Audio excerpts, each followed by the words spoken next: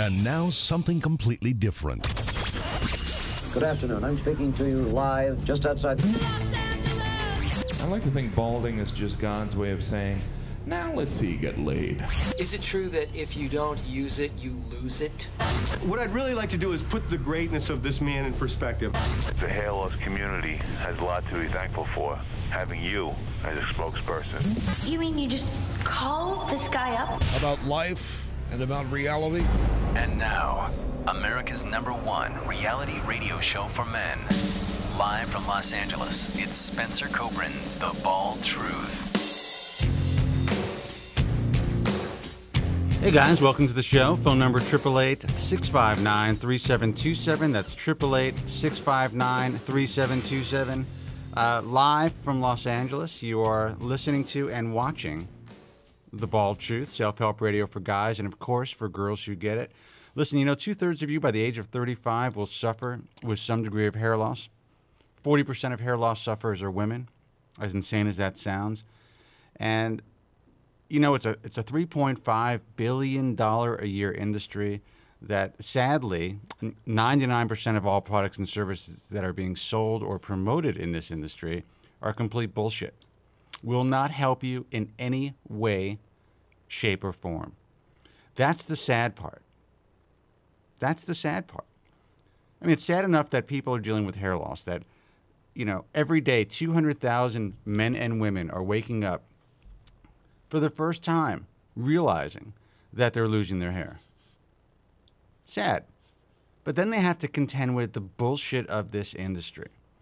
The snake oils and the scam artists and the guys that are claiming to be experts at surgical hair restoration, performing surgery with, you know, sadly, you know, any doctor could, MD or DO could hang up a shingle and claim they are a cosmetic surgeon.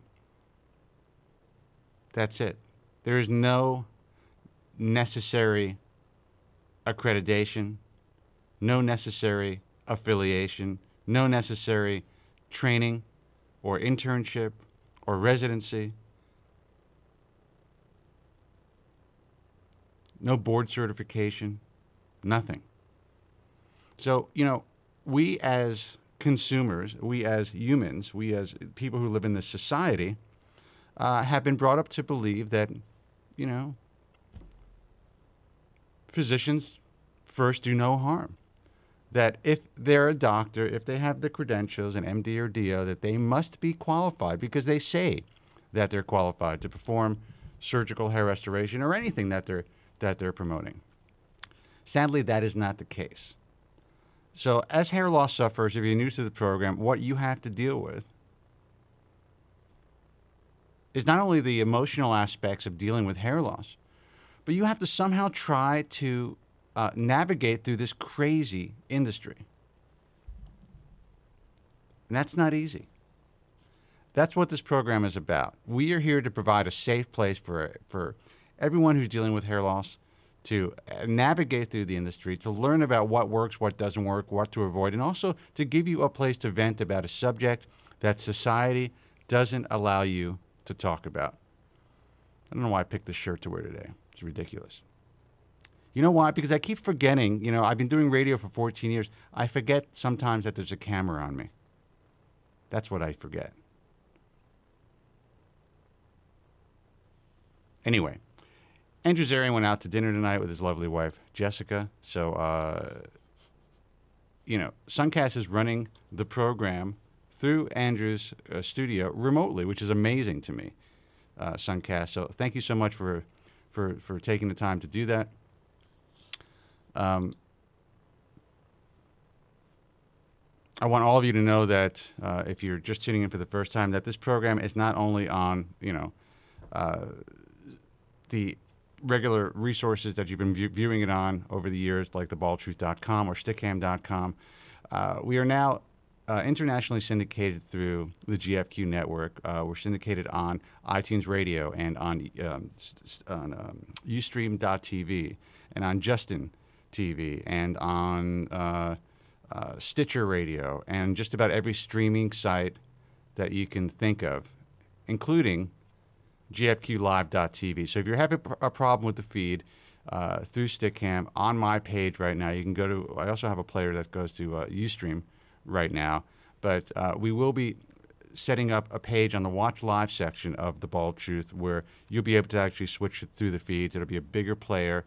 You'll be able to get a better quality feed as well. We weren't able to get that done today, but I know Suncast worked hard on it, so I want to thank him for that as well. So that'll be up for the next broadcast. But listen, let me give out the phone number, 888-659-3727. That's 888-659-3727.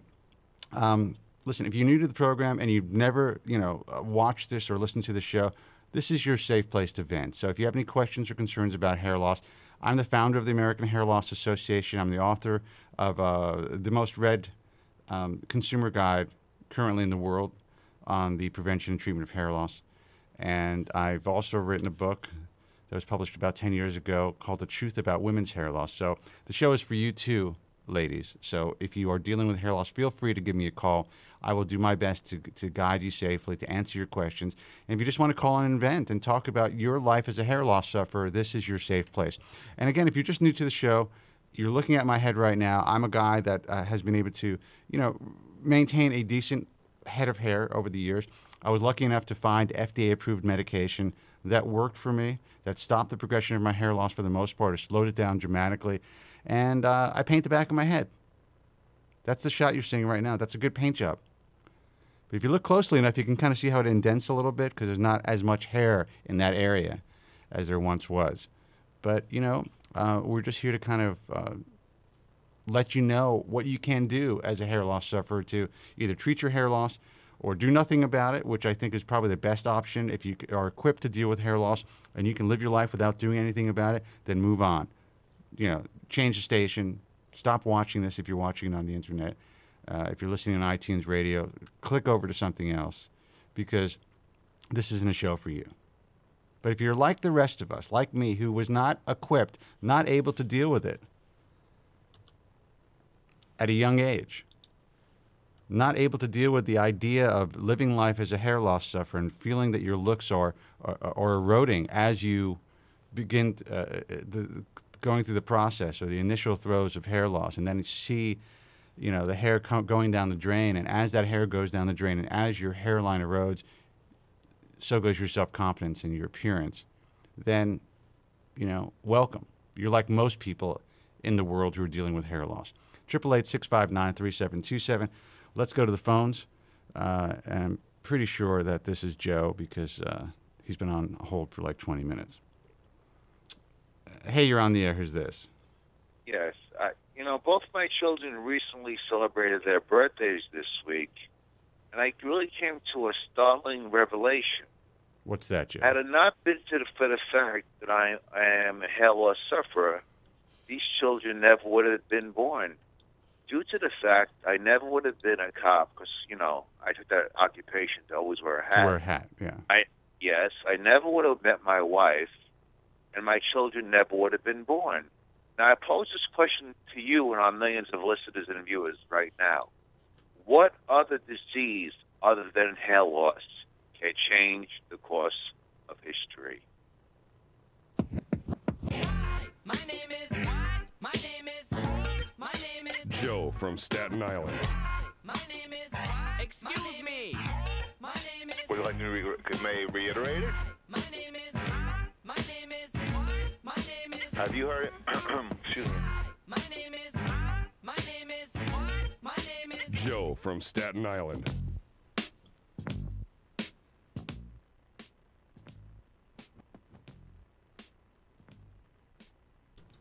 Joe, I get your point. Sorry about that. Turn my mic off. Yes. I understand what you're saying, but I have to tell you that, just about anything that affects your life changes the course of history. So whether you had, maybe if you were diabetic, you would have ended up meeting someone at a diabetes support group, which is, I'm reaching there. Or you might have met someone at the doctor's office when you were going in for treatment, and that would have changed the course of your life. Or if you were, God forbid, a cancer patient, and you were, you might have met somebody through, your cancer research, or, at the hospital, or at some treatment center, at some support group. Who knows? Every path you take changes the course of your life and the course of your children's lives. And you're right, you probably wouldn't have had your children. So I think that's a pretty wonderful thing, though, Joe. I mean, I think that's a positive that came out of all your misery. Yes, but the point I'm trying to insist upon and reiterate, let me reiterate this to you and your listeners, that this, in my opinion, is the only disease that truly changes the course of your life. Diabetes, whatever is treatable, cancer is treatable. I listen, Joe, we love you. I love you on a personal note. You're a great guy, and I appreciate that. You add so much to the broadcast, but I think you're wrong about this, and I disagree with this, because anything that affects your life changes the course of your life, especially a significant, severe, life-threatening illness. Now, this may be one of the only things that's not really life-threatening, because diabetes could be life-threatening as well, that really will alter, this type of disease, that it will alter the course of your life. And I think it's fair to say that society doesn't understand how hair loss alters your life. I think that's fair to say. And if society had a little bit of a better grasp on the reality of hair loss and how it affects our lives, then we may have had more effective treatments. We may not have been had to have fallen victim all these years to the snake oil salesman and to all the crap that's being sold out there, because the powers that be and the governing bodies may have taken a little more seriously the fact that these companies were trying to, in my view, rip people off and mislead them and sell them a bunch of bullshit. So I definitely agree with that fact, that it's society does not understand, for the most part, those who are not losing their hair, how this affects our lives. But I disagree with you as far as it's the only disease that changes the course of your life. I think that's incorrect. Yes, I agree. Let me just make this final point that after some news report tonight. My son, he's 10 years old, and he's so observant. Even he said, if Daddy wasn't a hair loss sufferer, I never would have been born. Of course, because that's all you have to talk about.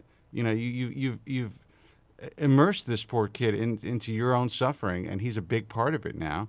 And of course, he thinks about it. The fact that he even thought about that and said that to you, it's amazing to me.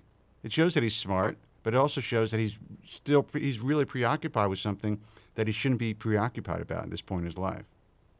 No, but if to make that observation, I think it's very, intelligent for a 10-year-old child to realize that the fact that I was a hair loss sufferer changed the course of my occupation. That's a great observation. That shows that he has, incredible, skills as far as logic and reasoning, and he's advanced for his age. I guess I've had an influence on him. Well, you've definitely had an influence on him. Every aspect of your life is his life is influenced by your hair loss. The fact that you can't really spend the time that you want to spend with this kid. The fact that, you are, hunkered down in your bunker, and people have to knock on the door and shove food underneath the door to feed, so you could eat. Well, you really don't hang out and go to family functions with the kid like you should, or you're not out there playing ball with the kid as often as you'd like, I bet, like you've told us. So, I mean, it's definitely affected his life. It's affected every aspect of his life. And sadly, I think the kid's going to be a little screwed up when he gets older, or maybe he might be in. What's he like socially in school? Does he have friends? Does he bring kids over to the house to play? No, he doesn't. So he has no friends. Well, I wouldn't say that, but he's very, rarely brings children over to the house. Now, do you think it's a direct response to your basically, walking around like a zombie all day and him maybe being embarrassed by that? Possibly, but when he does have people over, I really just stay in my room. I really don't interact with his friends, Now, is it because of your illness, Joe, is it like you just don't have any interest in knowing about his friends? I mean, don't you think it's important that you know who this kid is hanging out with? No, I've seen them, I've seen them at his school, and once in a while, I'm able to go there. The excessive rotation there once in a while, and I'm able to see what's going on, but normally I don't go there, I'm unable to drive, as you probably know. Yeah, you told me that. So Yeah. now, why can't you drive? Is it because of the meds you're on, or is it because of your disability? Is it because of your heart condition, or is it because of your hair loss, your mental illness? Well, I have to say, in this fact, the health loss doesn't really prevent me from driving. It's due to my physical disability. Right. You know. Now, did they take your license away from you because of the medications that you're on, or was it just something that you said, you know what, I can't drive? No, I can drive, but I'm really not up to it. I'm just too physically exhausted to do it. That's really the bottom line. You know, I suffer. You know, I'm just too physically exhausted to do it. I gotta tell you, man, you really, it makes me sad when I hear this. And I think, you know what, I want to focus. Let's focus some of the issues, and let's talk about some of your issues, Joe. Now, let's talk about some of your issues. And it's possible that the phone will break up because of all the bandwidth that I'm using. So I apologize. We're going to hopefully have this fixed in a couple of days. I already made the calls to the proper channels to get this done. So. Well, it's better than it was, a little bit better than it was last week. All right. Well, good. Like, I tested it before I started the stream, and it was perfect. You know, the phones were perfect. But as soon as I start the stream, you have to understand, I'm streaming the Suncast through Skype, and then I'm streaming directly simultaneously to Stickcam for my individual feed, and then I got the phones going as well. Plus, it just takes up a lot of bandwidth to do this, especially at the higher quality that we're streaming now. So we'll get it. We will get it. So tell me, so what's happening? Anything new in the world of hair? Yes, I do. Yes, I do have several things to report on this evening for our listeners. Now, as you know, Kobren Smith, the famous Wall Street guy, is really, on top of RepliCel. Yes. And he wrote a note to his clients on this January 12th, this Thursday, putting a strong buy on RepliCel. He said, you must buy the stock before they make their initial announcement in the next 3 months. Interesting. I'm sure he doesn't know anything, because if he did, that would be insider trading, which, as we know, is a felony. Right. So, initially he's heard they've been able to grow 20 to 30% of your hair back, which to me is amazing, because you take a Noah 6 who's lost approximately 70,000 hairs, 20% of your hair is 14,000 hairs, which is about 7,000 grafts. Am I correct? Right.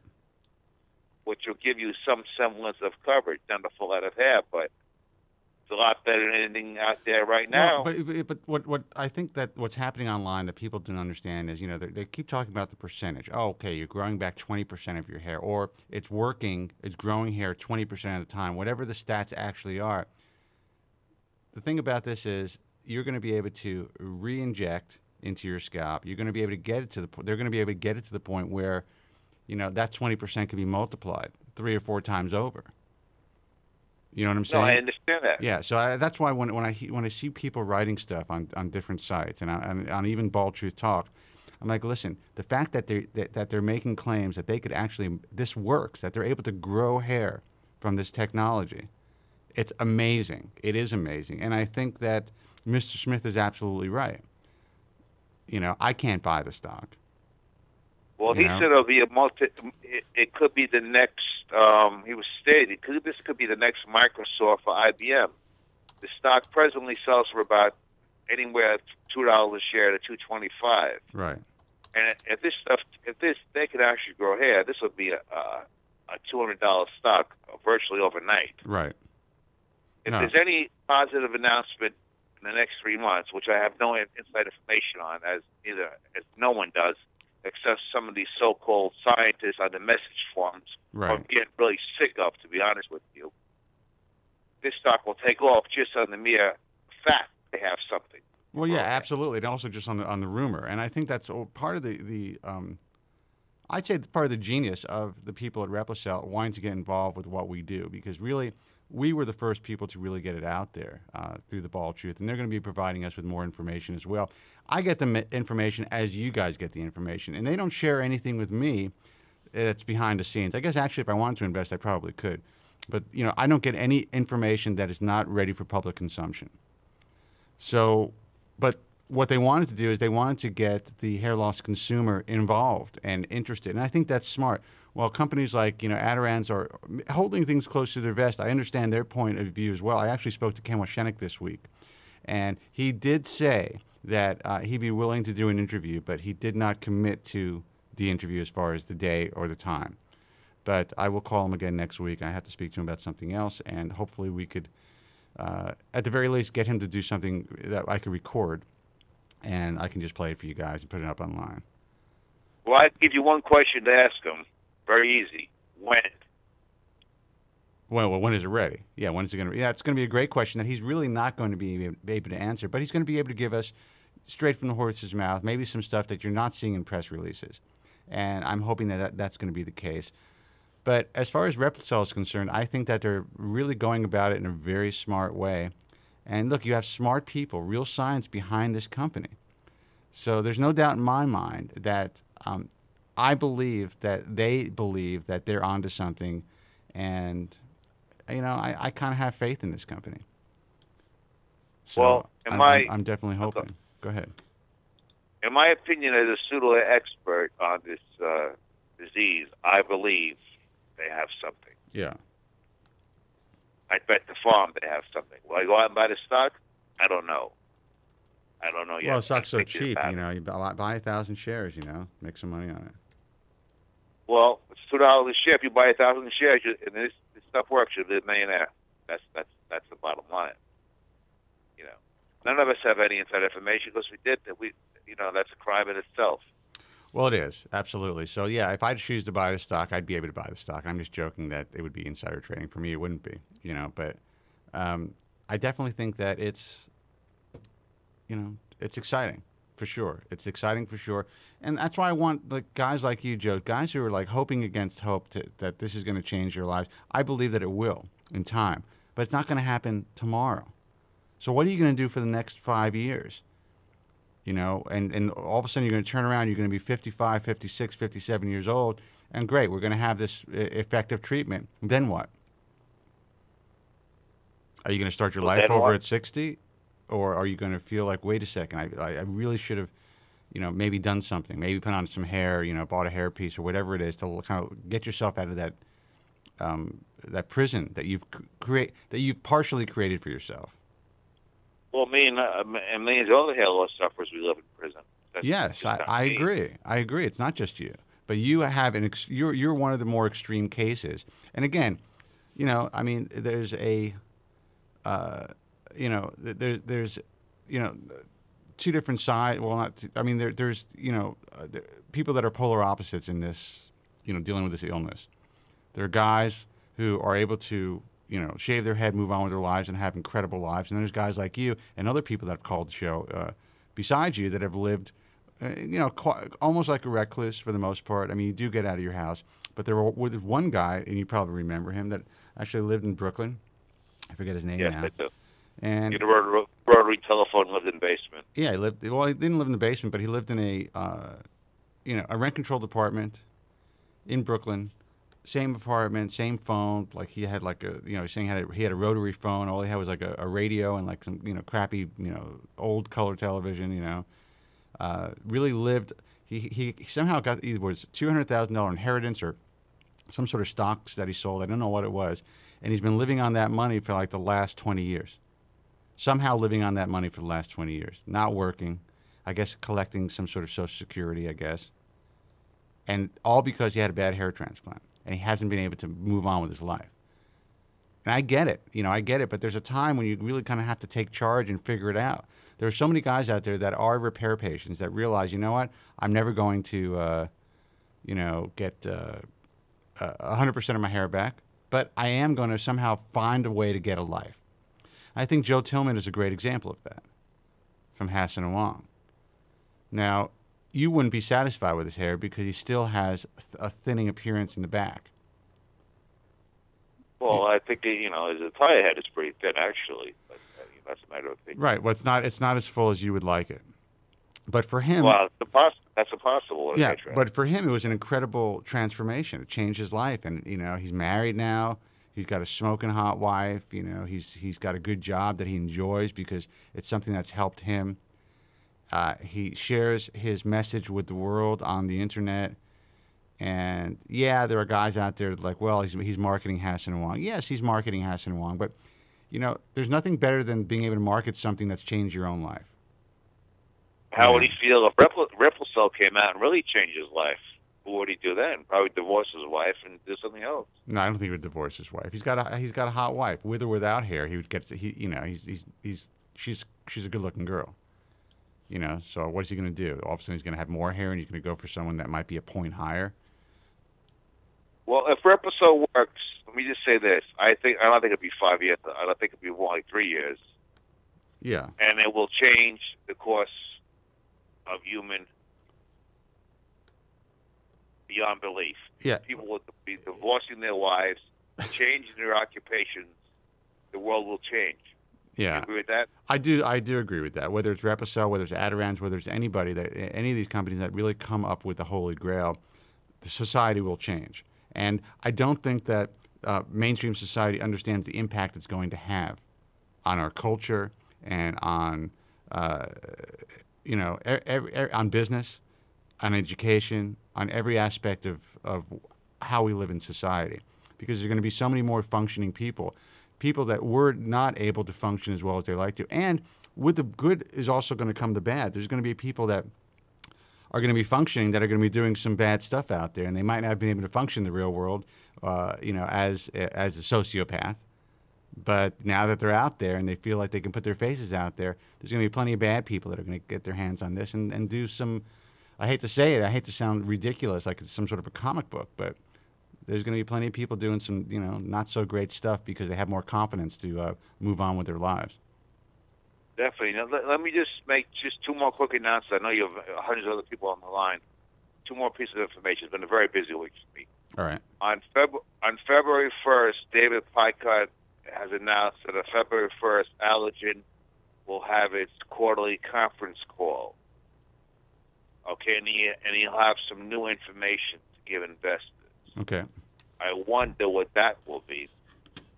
Well, I mean, I think we all know the answer to that question. Yeah, I mean, I definitely think that they're going to, come up with providing some good information about, Latisse and, how effective it is for hair loss. But I honestly don't. I just think Latisse is going to be just another option for hair loss sufferers who haven't done well with, say, minoxidil or Propecia, or it's also going to take the place because it's going to be like a new drug, so there's going to be a lot of new hope out there. It's going to replace. It's going to give people the opportunity to take something that, because they're afraid to take Propecia. So it's going to give that whole segment of the population who won't take the most effective drug known to man as far as the treatment and prevention of hair loss. But this drug is going to get a lot of hype. It's going to get a lot of press, and a lot of people are going to jump on that as opposed to going on Propecia. So there's a whole market out there. Even if it's not more effective than Rogaine, because it's new, it's going to do well. Yeah, what I'm hearing, what I'm hearing, is that it is much more effective than Rogaine. Not going to give you a full head of hair, but it is much more effective than Rogaine and Propecia. Yeah. This is what I'm hearing. Yeah. And Allergen will make billions off of it. There's no doubt about that. Until something like RepliCel, comes around the corner, but people will still be using Latisse because they'll be afraid, to undergo injections, whatever. RepliCel, a lot of people out there. Well, also there's going to be a lot of, absolutely. There are going to be people that are going to continue to use medication, and I'm one of them. I will not get off finasteride, even if I decide to have the RepliCel procedure or some other type of hair neogenesis or whatever is coming down the pike. I want to make sure that my hair stays, relatively DHT resistant, and I'm not going to stop taking a drug that I've been on for 15 years, because of all, newfound fears or newfound, information about the possibility that there's some subset of individuals that don't react well to Propecia. At this point, I'm not one of them. I don't know what's going to happen in 10 years. I don't know if all of a sudden I'm going to develop some sort of an illness or a disease or some sort of a cancer or something. And, how do I know that, it would be the drug, the drug that is to blame? Can't speak tonight, Jesus. I don't know. But, there are going to be plenty of people that just jump off it because of their fears. And then, they're going to gravitate to one of these new technologies. Listen, Joe, let me take a phone call. I'll put you on Okay, hold. thank you for your time. Thank you for your time, Spencer, and I'll be holding as usual. Oh, you got it, man. All right, hold on. Thank you. Hey, you're on the air. Who's this? Hey, Spencer, how you doing? Johnny, Hair how are you, looking good. man? Oh, thanks. I appreciate it. I mean, you went from no cameras to 2 cameras, so you're going to have to update your shirt wardrobe. That's all. I definitely. That's what I'm going to do. I'm going to have to get a Although I more think shirt. you look okay. I I appreciate want to say hi to my hair loss brother from another mother, Joe. Hold on. Oh, you got him pot- Let me pot Joe up. Hey, Joe. Oh, I just hung up on Johnny. Shit. Johnny, call back. Okay. Johnny, call back, man. Sorry about that. You hung up on Johnny? I did. Oh, that's terrible. It happens. Johnny, I'm not going to take a call. I'll let you call back, all right? What happened to George last week? I'm really worried about George, man. I don't know. I don't know. It's very worrisome. We got the phone number, 888-659-3727, 888-659-3727. You hear me, right, Joe? Yes, I hear you. Yeah, okay. People You're say, breaking up a little bit on the phone, though. people are saying there's no sound. Johnny, call back, and the other guys that are holding on, call back. I didn't mean I wasn't going to take any calls. I just wanted to take Johnny first. So the phone number is 888-659-3727. Always live here from Los Angeles, here from TBT Studios in my home in Los Angeles, California. And also want to let everyone know that we are nationally syndicated or internationally syndicated through the GFQ network. You can actually watch the feed right now on gfqlive.tv. You can listen to us on iTunes Radio, Stitcher Radio. You can watch us on Ustream, Justin TV. Of course, 2 feeds on Stickam, including mine and GFQ networks. So there are a lot of ways to catch the broadcast. And you could obviously, if you guys are in your cars, use your smartphones, plug it into your iPod adapter or your Bluetooth, and you can obviously hear our broadcast through all those resources directly on your car stereo. 888-659-3727. Let's take the call. Hey, Johnny, is that you? I'm back. Sorry about that, man. So That's okay. you're both potted up now. Okay, hey, Joe, my hair loss brother from another mother. How you doing? Hey, Johnny, you're going to have to castigate Spencer for hanging up on you, man. Hey, man, he's doing his best. You got to give the guy his props. He does a good job. I mean, hey. I got a lot of shit But going you on. gotta, Go ahead, talk. Go ahead, I'm Joe. just kidding, man. Just kidding, you know that. So, Spencer, how's everything going into home life? Better? It is what it is. I mean, my home life in this home is great. But I'm talking about. I'm sure you're talking about my dad. Pop. Yeah, I mean, right now he's in a long-term care facility to do rehab.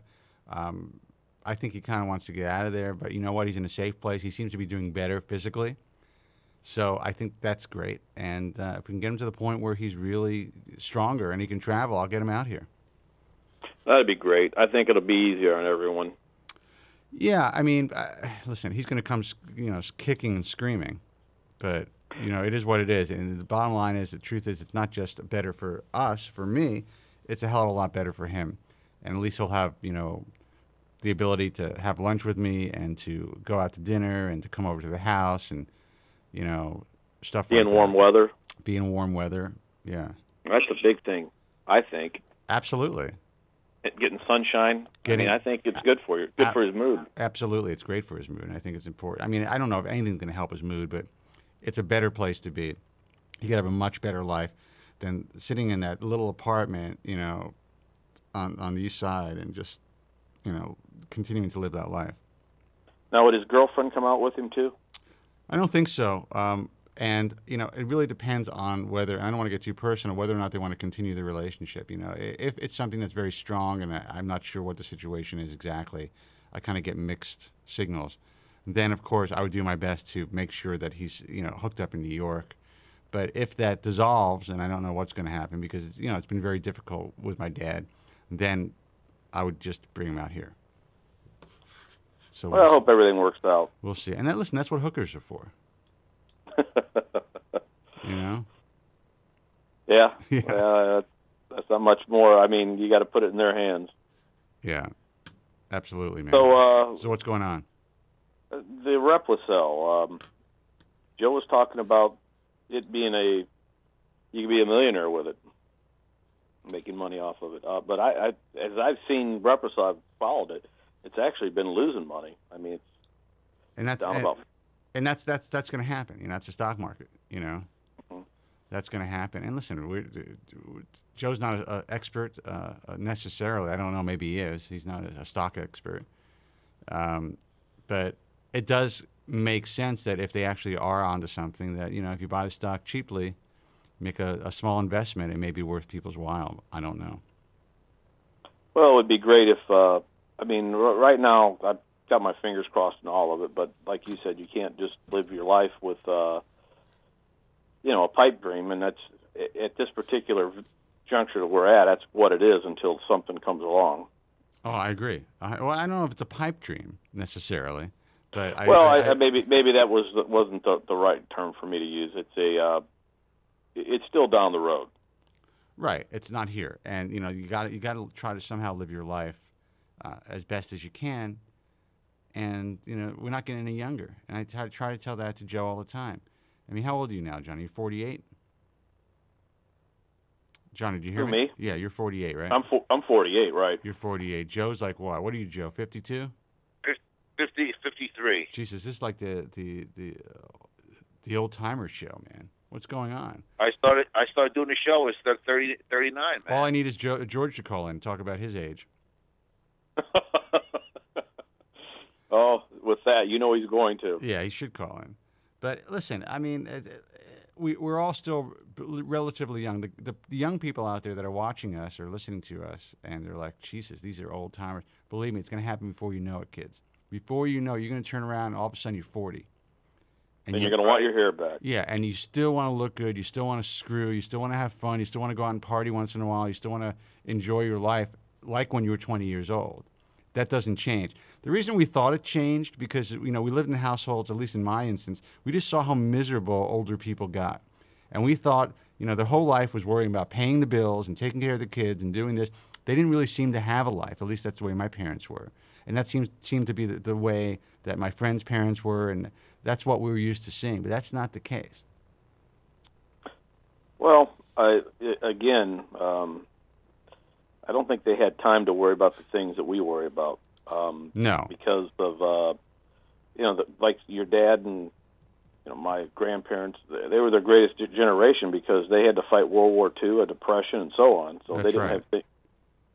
have They're worried about things like polio and tuberculosis. Exactly. Well, yeah, that was a serious. We don't think about things like that, but that was very serious back in their time. And they were born before, and they were living before antibiotics. And, there was, just making it to the age of 25 was, it was a crapshoot, even in my dad's generation. And then having to fight a war, absolutely, dude. He didn't have time to think about the crap that we think about. But with that said, my father would tell me that he did think about his hair. He wasn't obsessed by it, but he did think about it, and it did concern him. And he was always going to barbers and doing some sort of crazy treatment, talking about his hair is thinning. And he was lucky enough to always keep a good hairline for many years. So I never realized he was bald until I was older, until I started to deal with it. But he had a bald spot forever, So do you think it was more accepted back then than it is now? Because of the I don't think we live in. Yeah, I think it's more difficult for guys now to deal with aesthetic imperfection, and especially hair loss. But I would say in our time it was really tough. 80s, early 90s. Really, really tough. Now it may be more acceptable because, in a sense, because more people are accepting of shaving your head. So there's a percentage of guys that are going to be who look good with a shaved head they're accepted. That's fine. But it's really, really difficult. And to answer your question, I definitely think it's much more difficult now than it was when our parents were young. Yeah, because it's so image conscious right now. And you're trying to compete against, even when you were younger, you're trying to compete against your peers. And now that you're older, you're trying to compete against younger people. It's tough. Yeah, but it's tough when you're, and Joe knows this, and you know this, and when you're 22, 23 years old, you have a receding hairline, or you're getting a bald spot. People are effing brutal, man. They are brutal, and women, you basically become, unless you really figure it out young, you become almost a non-entity. You are out of the game in a bar if you're the 22-year-old who's balding. But with that said, yeah, go ahead. They're not looking at you. I mean, they're looking at the other guy. I mean, let's face it. Good looks are the first thing that attracts someone. Right. But then they're the guys that were equipped to deal with it relatively young, and they figured it out. You see these guys, even if they're not making a lot of money yet, you see them really work on their personalities. So there's the guys out there that have been able to deal with it, and they get the attention through their personality. And even though people say that's nonsense, that it is looks first, and I guess you guys are right. There are guys out there that are able to really shine, even who are dealing with, no pun intended, with hair loss at a young age, and they still pull it off. But most of us kind of become a little introverted. We feel we're losing, especially if you were younger and you got a little attention from your looks to begin with, and then you started to see that slip away before your time. That's pretty powerful, and that definitely. I was very affected by that because I was kind of known for my hair.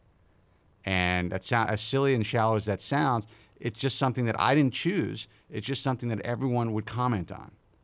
The thickness of my hair or the style of my hair, just the way that it was, whatever it was at that time, the length of my hair. And it seemed like women were really attracted to it. And as I started to lose that, man, holy crap, I went into a panic. I really did. Now, I came to grips with it and dealt with it, luckily, young enough to stop it from really destroying my appearance, in my view. It probably would have. But, it's tough, man. And Joe, sadly, you guys went the transplant route, and sadly, when you guys had it done, there just wasn't a lot of information out there. It's sort of like when you're losing it, it's like they're sucking your confidence right out of you. Oh, it's like a big syringe that's sucking the confidence right out of you. Absolutely. You just don't get back. No, and it's hard to get back.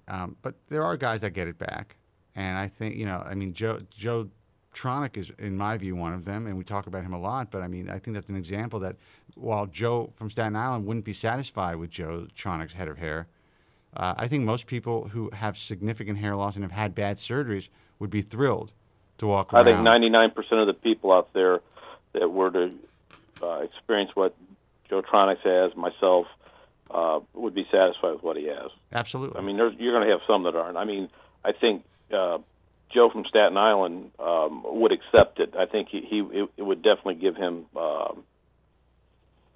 It would improve his life. He's not going to be satisfied unless he has that, the hair that he had when he was 17 or 18. But, I think you accept that and go on.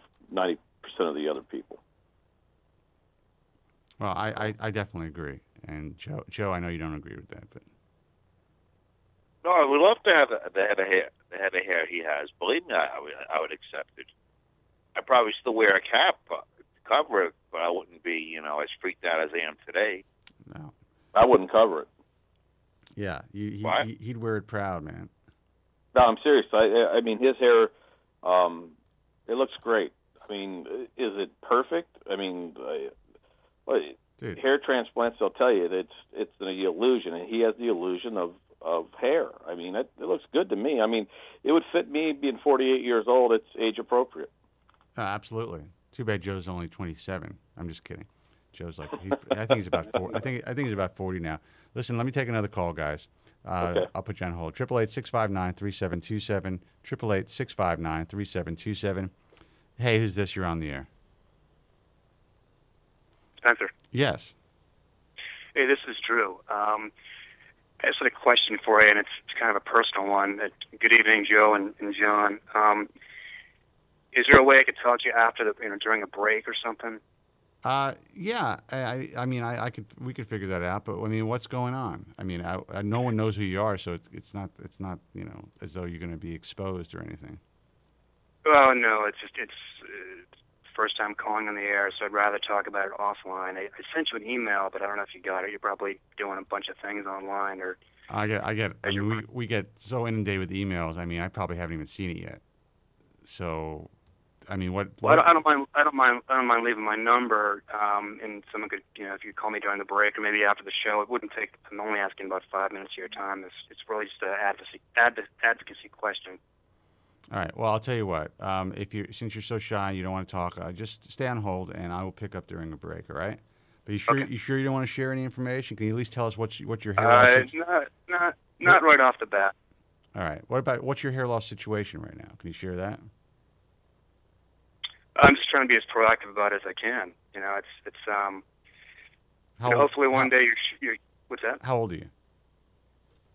I'm 35. Okay. All right. Well, listen, you definitely sound like you don't want to talk, so I will put you on hold. I'm not going to force it out of you, all right? Okay. All right. 888-659-3727. I'll punch you guys up. I mean, oh, man. I keep doing that to Johnny. Johnny, I'm so sorry, man. That happens sometimes. Call back. Joe, you there? Yes, what happened? Hung up with Johnny again? Yeah, look, it happens. I don't know. I will talk to this guy for a couple of minutes after, during a break. I feel very bad for the guy. I mean, he can't share with us on the air what his situation is. I feel terrible about that. Look, that's the way it is. I mean, I can't imagine what the situation is, but maybe it's just very personal. Maybe it's unique. So if he's talking about it, then other people might know, who know him might know it's him. So I guess that's a possibility. I just want to know that I support him and I feel for him and I wish him the best. That's all I can really say. Well, we all do. You know what? I will take a break. Let me give out the phone number, 888-659-3727. That's 888-659-3727. Give us a call here if you have any questions or concerns. You just need to vent. Again, this is The Bald Truth, 888-659-3727. I'm Spencer Kobren. We'll be right back after these messages. Stay with us. The ringmaster of the hair loss circus. I got this gray patch in the middle of my head and stuff, right? And that might be the first signs, I don't know. But, I'm not bald or, that's the least of my worries. But still, I kind of like your advocacy. I like your troubleshooting. I like the way that you put things, the truth. Spencer David Kobren.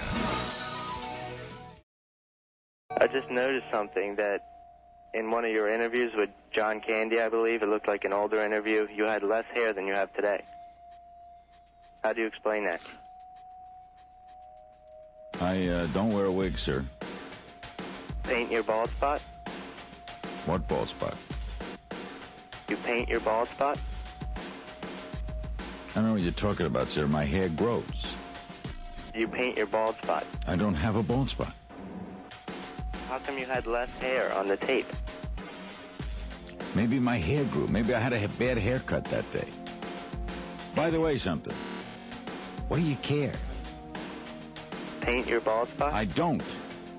Do you paint your bald spot? Paint your bald spot? Sick.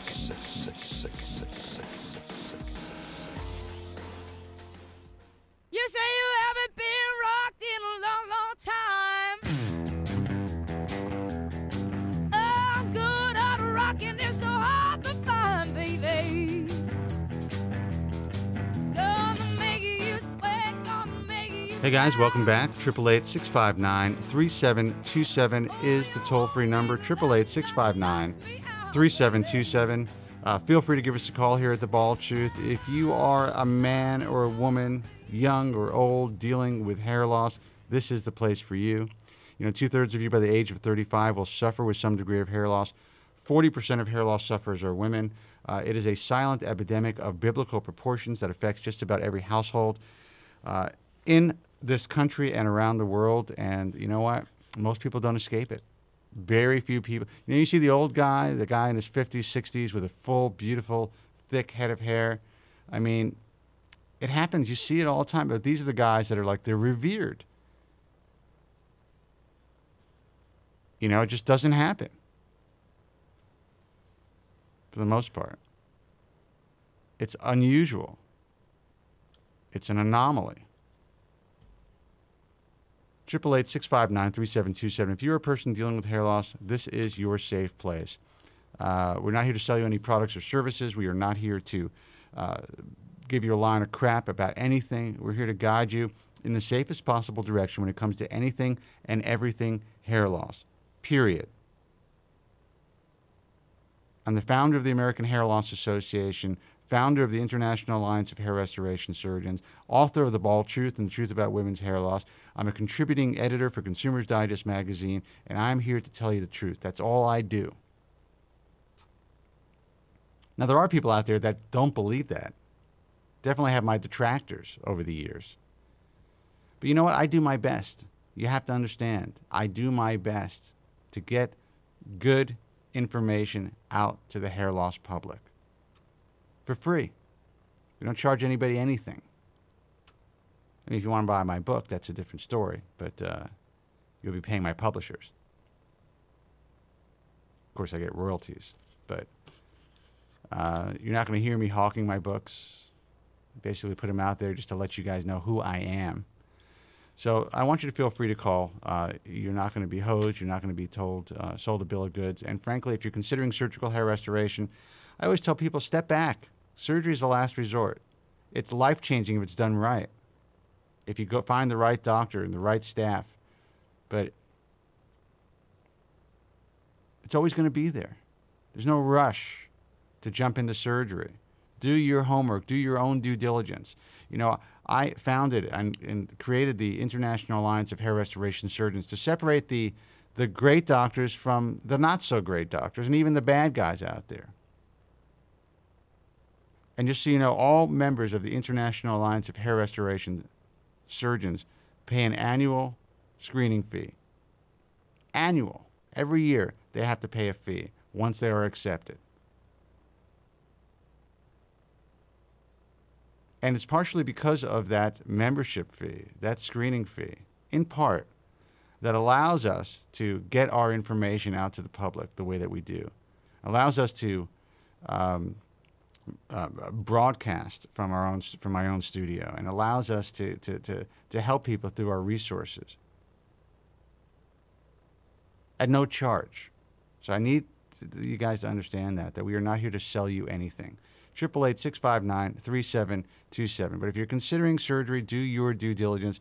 Check out www.iahrs.org. And even when you get to that list of doctors, know that you still have to do your own research. You still have to speak with them and speak to their patients and do whatever you can to make an informed decision.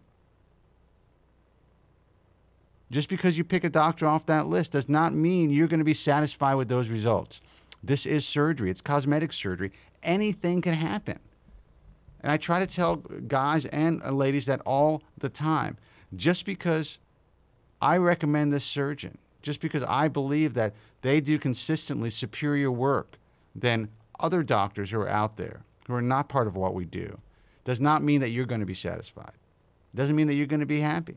It doesn't mean that you're a candidate for surgery. All it means is you're picking from a safer place, in my view. 888-659-3727. Give us a call here at The Bald Truth.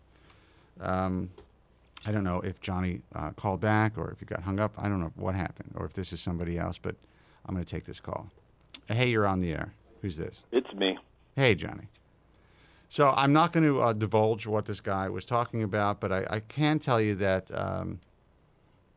you know, this is a guy that is not a particularly happy camper at this point. And if you're still listening, Drew, I want you to know that, you know, you're not in a position, in my view, to panic at this point.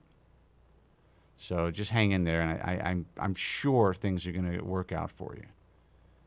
And I find it interesting that somebody who's basically anonymous, no one knows who he is. I mean, your voice is kind of altered through this system anyway to some degree.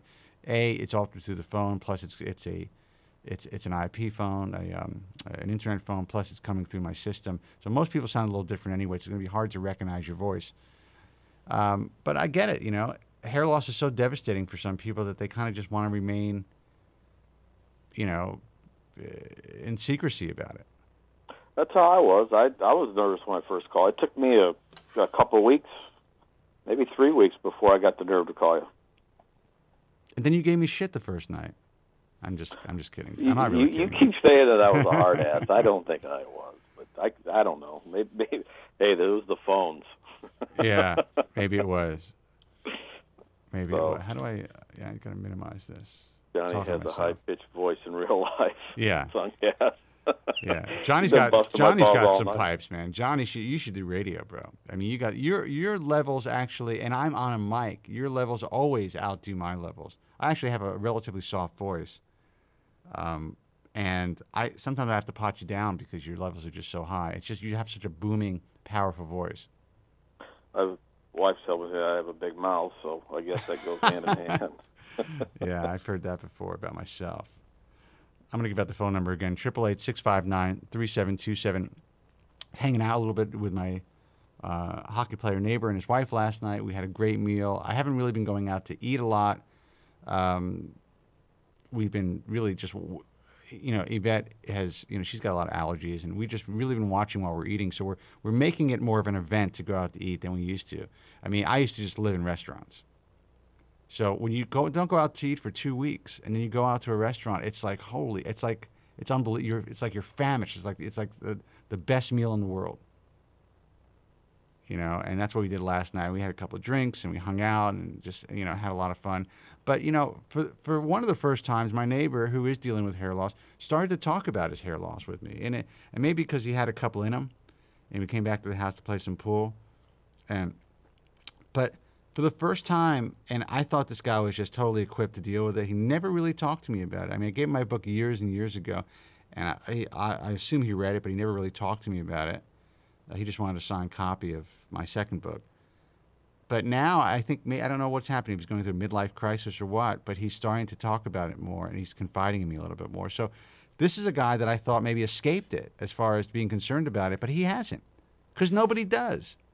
It's very rare, Johnny, that anybody really escapes the emotional aspects of hair loss. And I was a little shocked because this is a guy, he's a really tough guy, former hockey player, still scrimmages and plays. He was actually playing yesterday.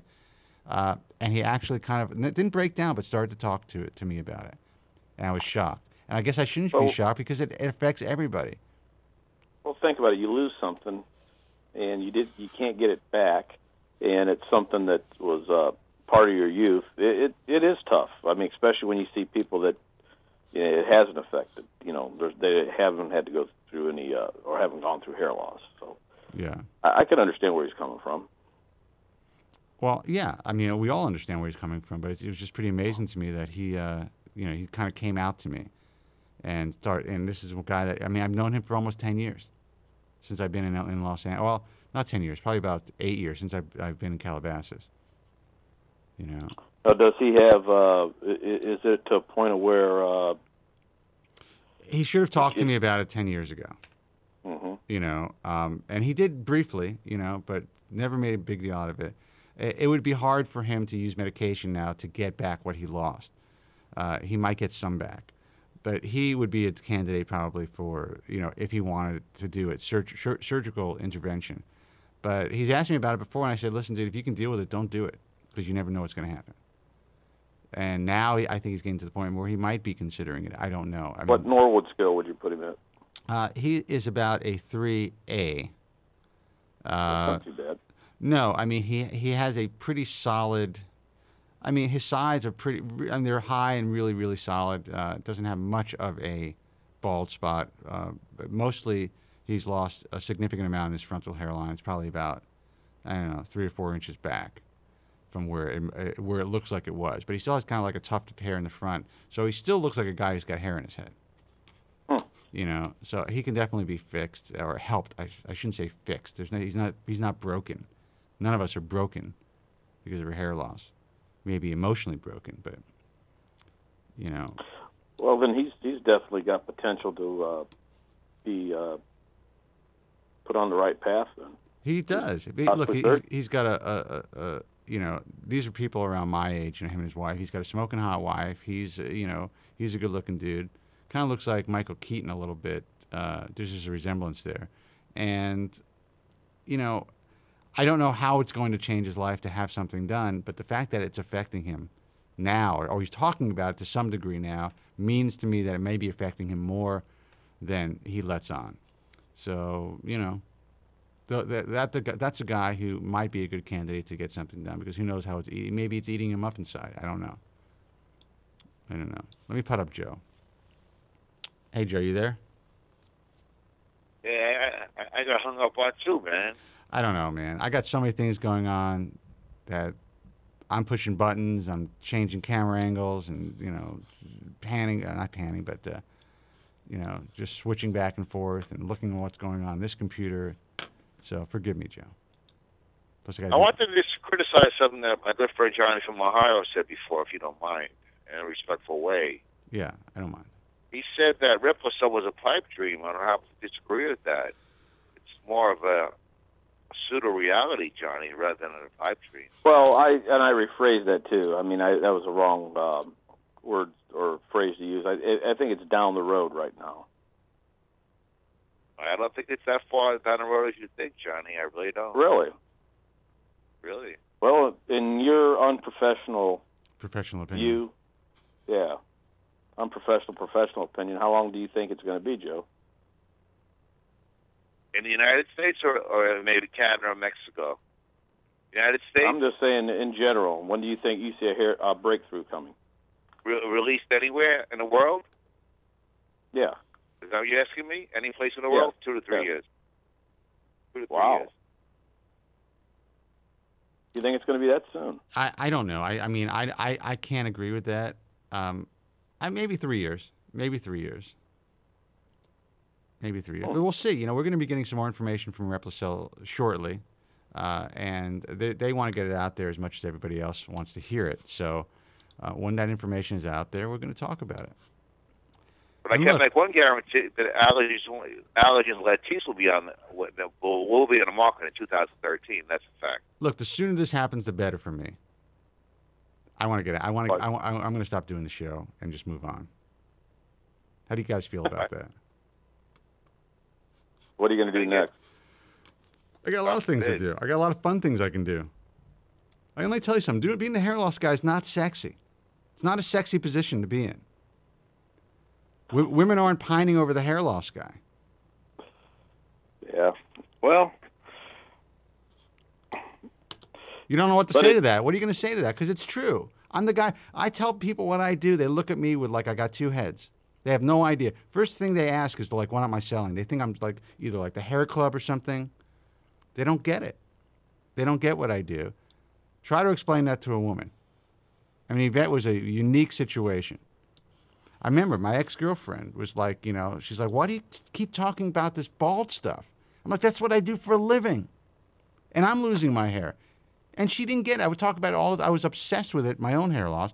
And this bitch, sorry to call her a bitch, but, that's how I feel right now, didn't understand it. And didn't like the idea that I was spending so much time talking to bald freaks, as she puts it. It was she had a couple of drinks when she said that. I spoken about this on the air before. But it was a pretty shocking and telling moment in my life. And I was basically, I got to get away from this person. That's horrible. But that's how people are. Well, you've got some people that are very insensitive about anything, though. For yes. that matter. And you've been able to parlay this into a quite successful career. Oh, believe me, she's kicking herself now that I left her. She's definitely kicking herself now. I just remember when I was writing the book, she's like, who's gonna read a book on baldness? Like my dad was like, what do you know about writing books? I'm like, all right, dude, whatever. Thanks for the support. Her husband now, I'm sure her and her husband now, her husband probably drives a cab in New York. Nothing against cab drivers, but yeah, that's what he's doing. I mean, or that's what. Dude, I am the one. I'm the big fish who got away, my man. I'm sure. I mean, in her life. Anyway, but I'm glad that listen, I made a decision to move on, and I met Yvette. It was just it's just loaded first sight type of situation, and I pursued her, and now 11 years. If an individual's not going to stand by you, on like you're trying to make a career move, or you're trying to better yourself, that's the type of individual you don't want to be with anyway, because she's going to criticize you all the time. No, absolutely. But what's funny is she was actually a hair model, and that was the irony of it. She was one of these women that were like she did like the hair coloring, packaging. The models for those. You see the different chicks on the hair coloring like Clairol and stuff like that. She was one of those girls. And that was the whole irony of the whole thing, and it would just make me laugh. And I actually wrote about it initially in my book, in my first book, but then I didn't even want to give her any credit for, at that. I was already mad at her at that time, because of the shit that she used to say. But anyway, that's my life. That's my story. But I think a lot of people are like that, and there's a lot of women out there that are really insensitive to what their men are going through, and they don't support them, like Joe's wife. But I mean, Joe's gone overboard. I mean, his entire life is, it's not like he's making a living doing this. His entire life is wrapped around his hair loss, and I understand that, but it's got to be a little, it must wear thin a little bit, no pun intended, on the women in your life. Now, Johnny, your mother, your wife understands, but I'm sure you're not sitting there talking about it all the time and letting it stop your life necessarily. Right. I mean, but she understands the emotional agony. Yes, and she understands it, and she sympathizes with you, and she supports it. Well, and Yvette obviously does with you because look, I mean, she's followed you all over the country in terms of from New York to L.A., where she's from that area. I understand, but she's very supportive with you. I mean, she's incredibly supportive, and she's a pain. She's a pain in the ass in other ways, but not with this. She's very supportive. I'm just kidding, honey. No. And you can't ask for anything better than that. No, absolutely not. You need, in order to be successful in life, you really need people to help you. And the most important people are your family, the people closest to you, and your partner in life. If you don't get support from them, it's very, very difficult to succeed. It really is. And Andrew's got the same thing. I mean, maybe not with hair loss, but with his show, Jessica's very supportive of him. Jessica works like 9 jobs to support the family. She's unbelievable. And now he's making some money, but initially, you're not making money doing that. He's really made, GFQ Network has grown exponentially. It's actually amazing how big they've gotten in such a short period of time. And it's because, in my view, Andrew had that support. If Andrew didn't have the support from his wife, maybe he doesn't want me to say this, but I don't think he'd be able to do it because he needs that support. But you got to have that. I mean, you have to have someone there to give you a pat on the back and a kick in the ass when you need it, and be supportive of you. Absolutely. And I have a feeling she kicks his ass a lot. 888-659-3727 is the phone number. Guys, I'm going to take a phone call. I'm going to try to put you on hold. Hope I don't hang up on you. Johnny's on hold. Joe's on hold. Hey, you're on the air. Who's this? How you doing, Spencer? It's Tony from Philly. Tony from Philly, man. How are you? I'm doing pretty good. I was heard what you guys were talking about with how other people react to the way hair loss affects us as people that are losing their hair. And as I start to tell people about the fact that I want to have a transplant, I get a lot of different reactions from people, and I get this reaction from most of the people that say, that the reason that, I'm not comfortable with, or the reason why I want a hair transplant is more than I'm not comfortable with myself, or there's other things about me that are missing, that it's not just the hair loss, you know what I mean? And I got to be honest with you, it plays in my mind a little bit, like what they're talking about. I have to tell you that I disagree with that. I think it is the hair loss. For us, it is the hair loss. For whatever reason, for us, it is the hair loss. And so many men like us are affected by the hair loss. I do not believe that I was missing something before I started to lose my hair, as far as some sort of, I had some sort of innate or some sort of inborn lack of confidence, or developed some sort of lack of confidence early on. I will tell you, as obnoxious as this may sound, I was a very confident kid, and I was a successful kid as far as most aspects of my life. I was a pretty successful athlete, as far as, I was just good at a lot of different sports. I was, in the world of the playground as a kid, because you're a good athlete and stuff like that, you kind of build relationships, and you get a certain odd playground respect, when you're a kid. I mean, I just had a lot of confidence, and then going into the point where I was starting to, get involved with girls, I didn't have that much trouble. I wasn't like, like the best looking kid in school or anything, but I never really had trouble, dealing with women or getting women, things of that nature. So I wasn't prepared for this. My lack of confidence or my concerns about my appearance and that feeling of losing, your grip and becoming depressed really just started when I started to lose my hair. So in my particular situation, it was all related to hair loss. So I don't think you need to look at yourself closer and say, what's wrong with me? You don't like the fact that you're losing your hair. You're losing a part of your identity. Your appearance is changing. People are reacting to you, are going to react to you in a different way. Now, there are guys that can come to terms with it and come to grips with it and just deal with it in a better way than a guy like myself, or maybe you can deal with it, and they're more emotionally equipped to deal with it, but they're not happy with it. But they choose not to talk about it or tell people that they want to get something done. And that's it, and they're looked at as, strong people, stronger people. It's not that you're weak because you want to do this. And I know I just went on a rant, but that's just the way that I feel. Yeah, and I agree with you. And that's kind of, I guess, a lot of the people that I'm getting this advice for are people that I care about and I believe care about me. So, it definitely makes me consider that kind of stuff, but when I truthfully think back to when I was 18 and I first started losing my hair, like, I was pretty confident. I would go out, I would do a lot of things. I mean, as soon as I started seeing that hair loss, like a hat went on my head, and I'll be honest with you, I started not functioning the way I used to. That's exactly what happened to me. The hat went on my head, and I was functioning with this hat. I didn't want to go to family functions or events without wearing a baseball cap. It was difficult for me to work, and I did have to work until I figured out a way not to have to work for somebody else. And I did that relatively young, and I would say that my motivation was that I wasn't as comfortable in the world as I wanted to be.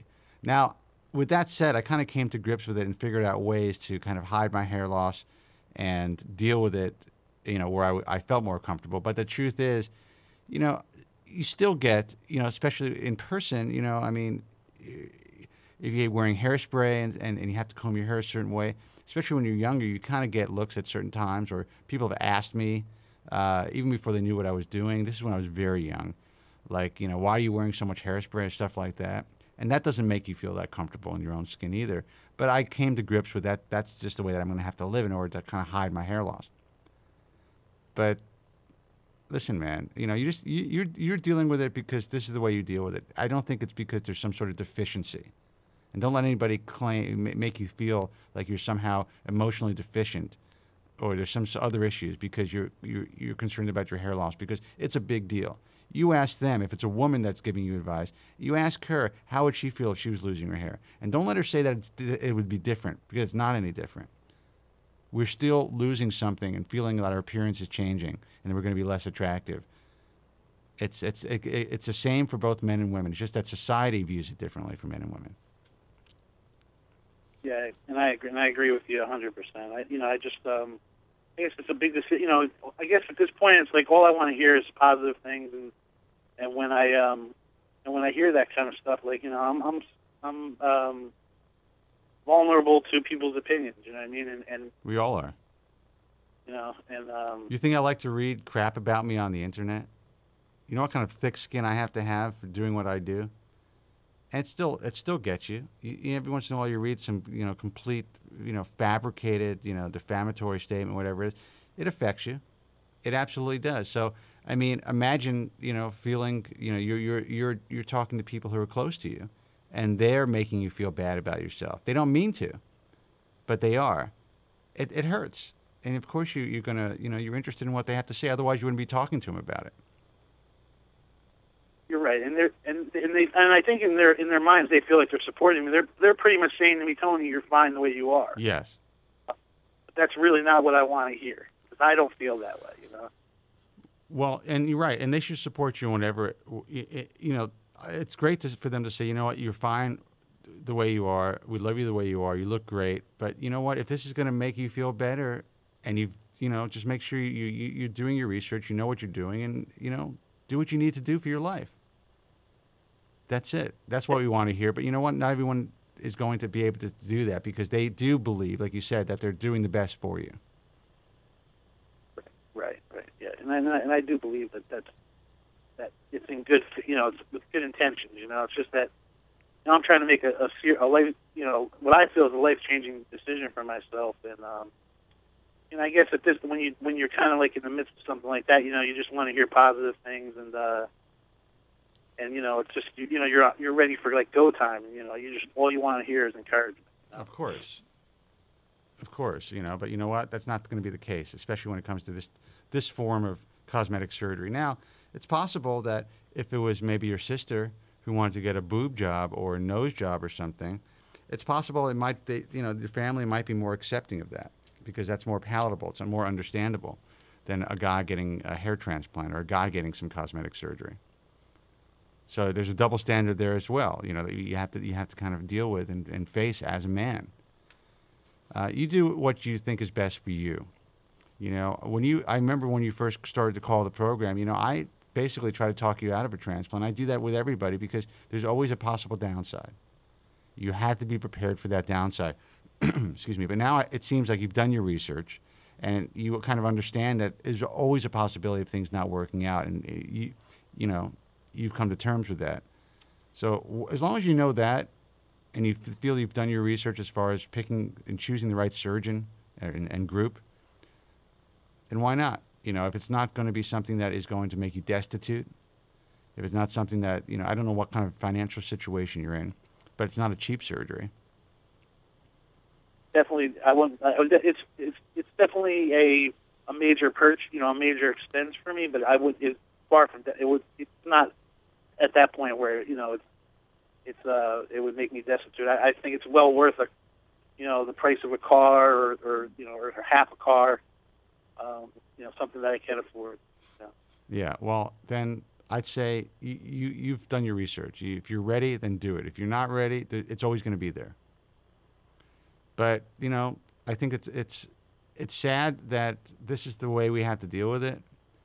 It's still like, unless you do it on the down low, it's kind of like it's weird approaching your family about it. Listen, I was very open about my hair loss early on, but my family wasn't comfortable with it. My father would make certain comments, and my brother was brutal, let him rest in peace. Brutal. Just the way that it was, man. He was my older brother. He was brutal about it. And then he started to understand how it affected me and that I made a career out of it. When I was published, he kind of got it. He's like, wow, you were so passionate about this that you were able to get a book published. And then all of a sudden, I'm getting the ticker tape parade, and I'm the hero, and oh yeah, well, we always knew Spencer was going to be successful, and obviously this is a big deal. Otherwise, people wouldn't buy a book about it. But at the beginning, man, brutal. It is a big deal. It's a bigger deal to more people than people can even imagine. And that's why, like, when I hear why, like, it's more accepted for somebody to get a boob job or a nose job rather than somebody to get a hair transplant. It's just amazing to me because I had hair. I was born, like, I had hair in my adult life. Like, right. I lost that. I'm just trying to get it back. Yeah, you're not trying to augment your appearance by putting in silicone orbs into your body. You're just trying to get your hair back. You're trying to get back something that you once had, and I think that's a great point. I say that all the time, especially to women that I speak to about this. We're not walking around putting, eyeliner to enhance our eyes or makeup and push-up bras and all the shit that they do to make themselves look good. They are trying, we're just trying to get back what we had. That's it. We want to get back to square one. We want to feel the way we did when we had hair on our head. I get it, and I think that's a great point. All right, man, listen, thanks for the call, and keep listening, and, let us know when you finally, decide to take the plunge. I will, and it's going to be shortly. All right, well, you keep us updated, all right? Will do, Spencer. Thanks a lot. All right, bro, take it easy. 888-659-3727. That's 888-659-3727. Let's take another call. Hey, you're on the air. Who's this? Hey, Spencer. Hey, high pitch, man. How are you? How's it going? Not bad. Just hanging in there, doing the show. the usual. How's it going with you? Pretty good. I just listening to your last caller, and hey, everybody can do whatever they want. If I was him, I would just wait at this point. I don't know exactly how old he is or how much hair loss, but it just seems like we could be have some kind of breakthrough in the next 5 years, and with permanent natural results. Right. So I would just wait to see what happens. That's what I would do. Well, your guy's already been through it, and unfortunately, you've been through a bad experience. So I could certainly understand why you would say that. And there's also the school of thought, and I kind of believe in this, that we don't know what's going to happen in 5 years. We don't know if RepliCel or Adirans or any of these companies are going to really come up with what we hope they're coming up with. A calamity could happen, in any of these companies, or something, they could just switch gears, or it just may not work in the end the way that they thought that it was working, as far as their smaller trials and then the larger trials, and who knows. I'm not saying that's going to be the case. And there's also the idea that if say it is 5 years away, if someone can enjoy their life for the next, say they get a transplant this year, and they can enjoy their life for the next 4 years until something better comes along, that's not so bad. 4 years is 4 years. Now, as you're getting older, you realize how fast time flies, so 4 years really is not that long.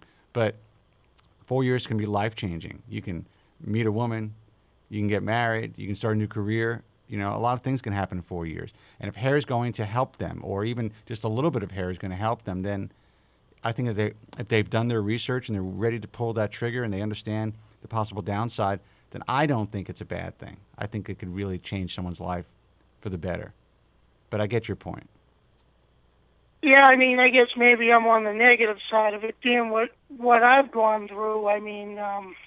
But I just, to me, would definitely, like I say, maybe I'm a little jaded, but... Oh, you are jaded, and I get it. I would be, too. I totally get it, man. Yeah, I would just, because with me, at this point, I'm looking for, to find somebody to basically get my front hairline looking good again, in which I am going to make that happen. Even if that's something I have to do, whether any of these things happen in the future, but you got to be able to live with your choices. If you have the hair transplant and they use the strip procedure, you're going to be happy with that, living with that. I thought about it afterwards, and I'm not. You know what I mean? It's just, yeah, you got to really think this out. That's if they use that kind of procedure. Right. And I don't know. It just seems like when I had it done, it was 20 years ago. I just think that if you're going to do it, you got to do your homework, as you say all the time, and seek out a good hair physician, a hair doctor that's going to do a beautiful job, that you're going to be happy with it. But I still, if it was now, I would just wait. That's what I would do, but anyway. Well, that's what the show's all about, man. The fact that, you have a platform to tell somebody to wait, and that, there are guys that are probably going to call in or write in, through Bald Truth Talk or whatever, and say, listen, I've had a great experience with a hair transplant. It's changed my life. I wish I would have done it sooner. There's always going to be, both sides of the coin, and there's going to be guys who are going to be in the middle. That, it helped them, but if they had a choice not to do it, maybe they would wait, just based on the cost or the downtime or, any number of possible complications. Even if they have a good result, sometimes the waiting is just agonizing. Who knows, why people make decisions or would say they would change their mind after the fact. But there are a lot of guys out there that are really happy with their hair transplants. So when I see stuff being written on the message forums, especially on my message forum, from guys who are like, you know what, don't do it, or it's a bad, it's only going to make things worse for you. That's their particular isolated, experience. While that similar experience happened to other people, there's so many guys that have positive experiences. And a lot of the guys that have the positive experience, frankly, they don't even come on the message forums to talk about it. You're usually going to hear the negative stuff. In your particular situation, I mean, you went through it many years ago, and you got screwed. But I have seen your pictures. You're not even that, I mean, you still look pretty good. You know what I mean? I mean, I know that it wasn't great, but you don't look as bad as you probably think you look. And I'm not saying you had any great work done, but you still have you still have hair in your head. Yeah, I won't say I'm the most horrible looking case. No. I mean, but you have to be comfortable in your own skin, and I'm still not at that point. I know that myself. Man. I know that. But I mean, basically, if that's what he wants to do, and I mean, everybody has the right to do what they want to do, but I think it has come a long way. It just, of course, I think here, from all the talk, if I would just wait it out the next 3 or 4 more years, and if it's really bothering him and he needs to have it done right away, then so be it. But if it's something that this gentleman can wait on and just see what happens, then that's what I would do. Well, listen, I think that's fair advice, and I think it's good advice for the right person. It really depends on his particular situation. I mean, from what I remember of Tony, he seems like he's really struggling with this. He's really suffering, and he's been struggling with figuring out how to get something done or what to do for a long time. He started the bald when he was 18. I'm pretty sure he's in his 30s now. Yeah. So. Well, I hope he, if he does decide to have the ear transplant, obviously he's listening to the show, so he is doing his homework to some degree, and right. He, makes a wise decision, and he has great results. That's what I hope if he has it done. But anyway, Spencer, I just wanted to give a quick call and say hi to Joe and Johnny, and let me pot them up. Care. Let me pot them up so they can say hi to you. Okay. Hey guys, my mic's gonna sound weird now, but. Hey Eric, how you doing? Good. How's everything, Johnny? Going good, man. Going good. Things are going to be looking up this year. All right, High Pitch, listen. Yeah, I hope so. High Pitch, we will talk to you next time, man. Thanks for calling, all right? Hey, Ray. All right. Take care. 888-659-3727. 888-659-3727. Guys, I'm going to take a quick break. Again, the toll-free number, 888-659-3727. I'm Spencer Kobren. You are listening to and watching The Bald Truth. We'll be right back after these messages. Stay with us. The winner of 7 prestigious Golden Forehead Awards. My family's always arguing. It always starts off innocent, and then it gets vicious right away. So I was like, hey, looks like you're losing some hair. At least my wife's not a whore. Spencer David Kobren. I always hear a lot of guys calling in, and they're always like, down and out about their haircuts. Sure. I lost my hair when I was 16 to 17 years old. That's heavy. Oh, man, I'm sorry to hear that. No, it's all good, man. And the funny thing is that I've learned to overcome it. And I've had I'm much more empowered to be myself now. Well, I admire that. Oh, no, it's cool. Dude, let me tell you, it took a long time. I want to scream, I want to shout, I want to know what it's all about. Yeah, it really is amazing about all the bad transplants you do see out there. I mean, I was on the train the other day, and I saw 3 guys in one car, yeah, the subway. That it was horrible. It was a horror show. I mean, they didn't hear you, and that's a problem. That's why you have to guys get out there and get as mainstream as you can. You got to pull yourself together, man. You got to get back on your feet again. How can I ever make you understand? You've got the will right in your hand. I went to Dr. Bernstein only because of you guys. God forbid I would have went to somebody else like Bosley. Bottom line, I'm begging anybody out there, before you go and get surgery, before you walk into these hair clubs to someplace, I'm telling you right now, I am $20,000 in the hole, and 10 years of stress, the last 3, an absolutely horrifying existence of stress and pain. And I can promise you, the stress of this hairpiece is 1,000 times more than I would have ever felt if I had just been confident with who I am, dealt with the fact that these are the cards I've been dealt, and deal with them, and just shave my head. And honestly, like Spencer said, not everyone's there, but that's where I'm at. You kind of have an effect on people, you know. You bring them around.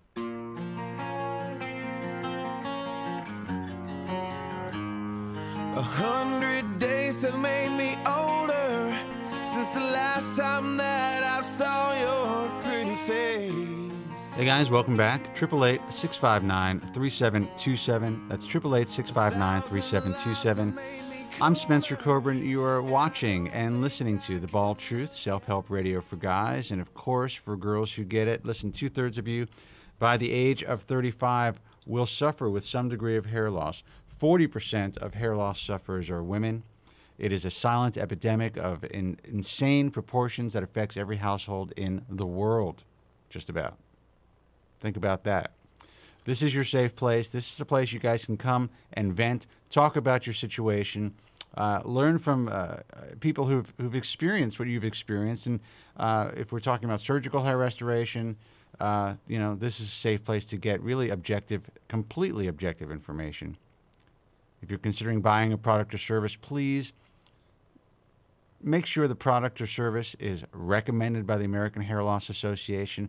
Because honestly, if it is not, in my view, it's unlikely that it's going to help you. Okay? We only recommend products and services that are either FDA approved or that actually will benefit you. Period. There is no fee for recommendation by the American Hair Loss Association for any product or if we write or talk about any service that works. If we provide our seal on a cover-up product or whatever it is, there's no fee for that. We do it because we know that these products help people. 888-659-3727 is the phone number. I'm going to pop the boys up, and then I'll probably take a phone call. But, hey, you guys there? Yes. Yeah, I'm glad we're actually getting back to talking about hair loss. It's really, Oh, good. great. What were we talking about before? Well, before we diverted into different conversations. Maybe with certain callers would make that happen, but we diverted to. You mean like on other programs or on this program tonight? On this program. So are you saying tonight we were talking about other things that weren't hair related? No, we were talking about things that were hair related. Oh, okay. I'm just trying to get it straight. Yeah, I mean, certain shows a few months ago, a few weeks ago, we're getting off topic. We talk about everything. You got to understand that it's not just about hair loss. It's about a bunch of guys and women getting together to talk about whatever they want to talk about, who just happen to be hair loss sufferers. So if someone calls the program and wants to, shift in another direction and talk about their experience, and whatever they're dealing with in their life right now, if they're a hair loss sufferer and they're dealing with something that they think is affecting them, or that it's happening because of their hair loss, we can talk about that. And I think we have to give these guys, the opportunity to talk about what they want to talk about. Like Murphy 1377, who comes into the room and says "F you," Well, that's right. I mean, I miss George calling in. I hope he's okay. I'm sure George is fine. He may just be busy. Maybe he's got a life. Maybe he's maybe he met a woman. Wouldn't that be awesome? Maybe he's getting laid. Maybe he's getting laid. I don't know. He's a germaphobe. I don't know if George is ever going to have sex with anybody again unless they've been like hermetically sealed. Whatever happened to the hair loss for TJ? Yeah. TJ had some sort of continuing education thing that he was doing for in engineering to get him, I guess, even better work. And he just disappeared. I don't know if he's still doing it. I thought that he said everything was ending in December. But, maybe TJ just found life outside of the Bald Truth. And I hope to God that he did. You know? I mean, how can he live his life without the support of the Bald Truth community? I mean, I find that hard to believe how it can go on without the support of the community. Dude, there's a lot of, a lot of guys out there that come and go. There used to be a guy that used to frequent the room a lot and call in, this guy Adam, who I think is in his 20s, and he disappeared. And I think it's because he just decided, you know what, I don't want to listen to this anymore. I don't want to deal with it. I think he's working on himself in terms of his education, trying to improve himself. Yeah. I think it is taking up a lot of his time. And who knows, maybe he is getting laid. Maybe TJ's like, you know what, I have a girlfriend now. I don't want to, and now that I have hair, I don't want to talk about this situation or let people know that I watch or listen to the show.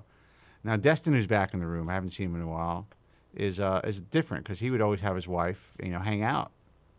And he, the first thing that he would talk to him about was his hair loss, which is wild, which I think is great. So, it really depends, Joe. I mean, TJ has more hair, but he's still a hair loss sufferer. There's no doubt about that. I mean, I can't, I'm not trying to pat myself on the back, but I'm the only one who's been on board all these years, and I've never left. Well, and that's except when I was institutionalized for a month, as you know. So that's why I have you on the air every week. I think people are under the impression that, like, maybe you work for the show, you're my sidekick or whatever it is. Joe is a caller. If you're new to the show, Joe was my first caller who's been calling this program every week for 14 years. From the time I was on WABC in New York to WEVD to WOR to across the country on 97.1 and talk stations across the country, Joe was always calling in. And we would give Joe more and more time. And basically, I just leave him potted up now. Joe's like our go-to guy. But well, Joe's a hair loss sufferer who's a caller. He's a caller of the show. Which I think is, not everyone's going to be like you, Joe. And if everyone was like you, Joe, I wouldn't have enough lines to pot everybody up. I'm doing it with Johnny now. I keep him potted up, for half the show, half the time, depending on whether he wants to hang out or not. And I used to do it with TJ, George. Well, Johnny's a great asset to the show, and I hope to God he never leaves us too, because But if Johnny decides to go back to his life without the Bald Truth, it doesn't bother me. I love to have Johnny around and to call in and I'm not going anywhere. Sit in the chat room or hang out and watch the other shows, and I mean it's great, But what am I going to do? I mean, I want you guys to have a life, to spend your every Sunday night with the Bald Truth. You know what? I mean, there's people have better things to do, but we're here for the guys that need help too. Joe, it's not just, you guys hang out for emotional support. You like being part of the show. There's so many people that just need answers. So many people are just listening to us to have some sort of, emotional support. And then they maybe they get strong enough and they just move on. Well, if I can contribute something to someone to help someone out, that's what I'm here, That's right. And so the only way I believe in a show is if I expire. Well, that's depressing. It's very sad. I hope you don't understand that. But what happens if I left? That's what happens when the day comes and I'm like, you know what? I'm going to do something else. I've been doing the show for 14 years. And I decided, you know what? If I decide I don't want to do this anymore, and the end of hair loss isn't here, but I just decide, I'm going to retire from this and just kind of, evolve my life or go in another direction. How would you deal with that, Joe? Why do I need that pressure? I can't stop doing the show because of Joe from Staten Island. No, you shouldn't feel away because, I've been with you 14 years, but I've been a hair loss sufferer for 35 years. So, yes. I wasn't doing the show for 22 years as a hair loss sufferer. I know, but this is an important aspect of your life, at least according to you. And I'd hate to take that away from you. So I got all this pressure. I got to worry about Joe. I got to worry about Johnny. I used to have to worry about TJ. You don't have to worry about me. I know. Seriously, man, you don't have to worry about me. I know that, man. You got your shit together.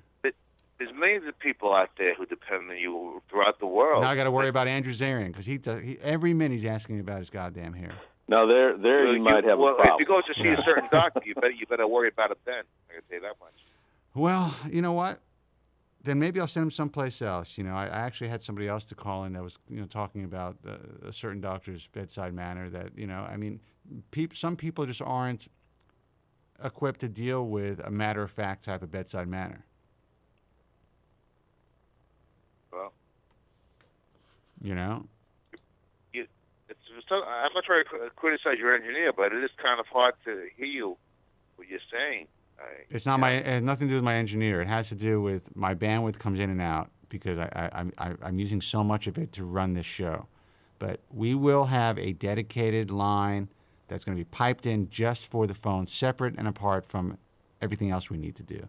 But that's just taking a little time. It's just Spencer, it's just something There's guys you got to out there work out. suffering That's not in a silence. big deal. Hold on. What'd you say, Joe?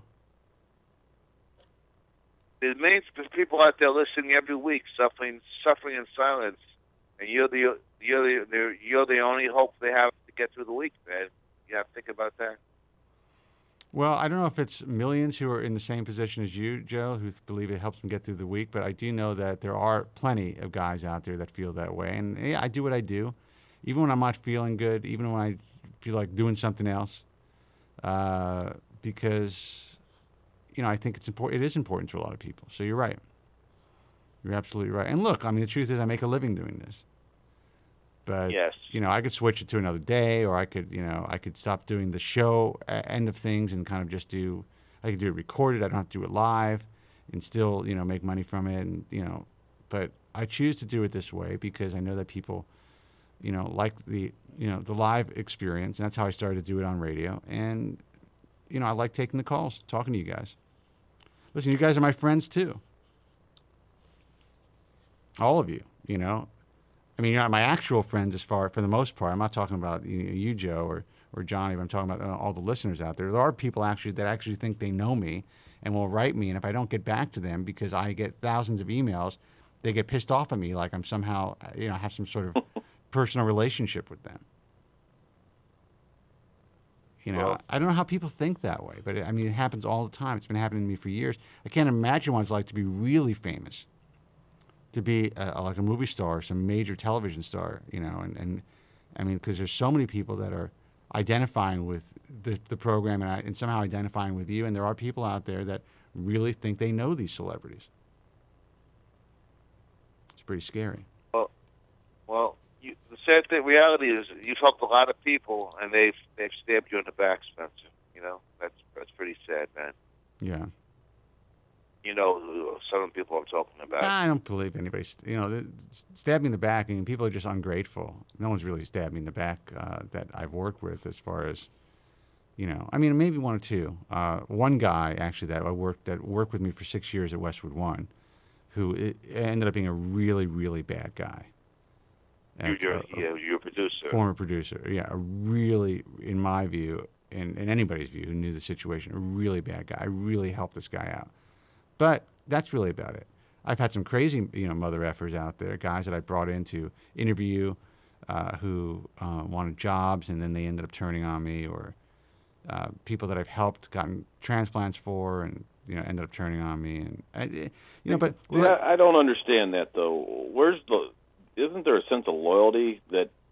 No, most people aren't loyal. There's no loyalty. I don't understand that though. To me, loyalty means a lot. Trust and loyalty. Well, it does too. To me, without loyalty, you have nothing, man. Loyalty is everything in life. Everything in life. And if you don't have loyalty, it's difficult to do business with people. Like I always have problems partnering with anybody, and I've avoided it for most of my career. I am working with Andrew a little bit more, but that was a lot. It took a lot for him to get this show on GFQ. It really did. And he was asking me from the very beginning. He wanted the Bald Truth right away when he was starting his network. And, most people, no matter what position they're in, I was on the radio for a long time, just to have the opportunity to, get yourself out there more, most people would jump on that, even if they thought initially it was a small opportunity. Now it's a big opportunity.